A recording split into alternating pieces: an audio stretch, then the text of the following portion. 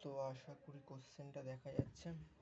যদি একজন বর্ণান্ধ পুরুষ একজন স্বাভাবিক মহিলাকে বিবাহ করে, তবে তাদের সন্তানদের শতকরা কতজন বর্ণান্ধ হওয়ার সম্ভাবনা আছে?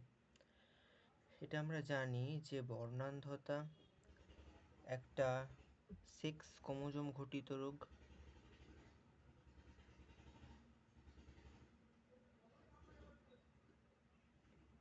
সেক্স ক্রোমোজোম ঘটিত রোগ হওয়ায় বর্ণান্ধ পুরুষকে XCY দেওয়া হয়। সি ফর কালার ব্লাইন্ডনেস অর্থাৎ বর্ণান্ধতা, XCY। আর স্বাভাবিক মহিলা বলেছে, যেহেতু এই চিহ্নটা দিয়ে মহিলা, এই চিহ্নটা দিয়ে পুরুষকে ইন্ডিকেট করা হয়ে থাকে, তাই জন্য XX। এবার এগুলো চেকার বোর্ডের মাধ্যমে সলভ করতে হয়।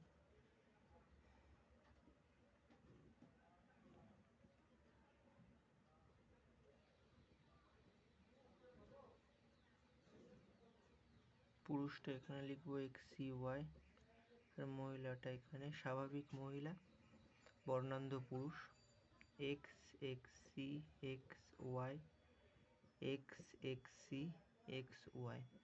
কোশ্চেনে কি জানতে চেয়েছে? সন্তানদের শতকরা কতজন বর্ণান্ধ হওয়ার সম্ভাবনা। এখানে দেখতে পাওয়া যাচ্ছে কোনো সন্তানই কিন্তু সম্পূর্ণ বর্ণান্ধ হচ্ছে না।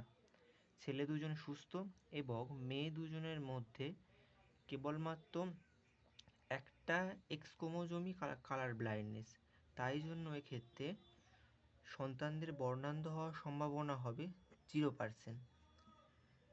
আর এক্ষেত্রে এই যে XXC আছে বা XX, এই দুটোকে ইন্ডিকেট করছে, এই দুটো ইন্ডিকেট করছে বর্ণান্ধতার বাহক।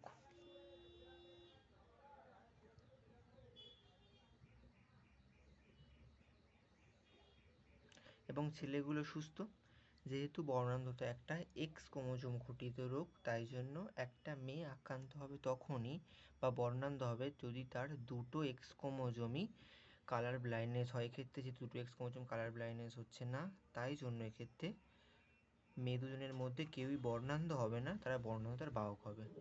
আশা করি বোঝা গেল।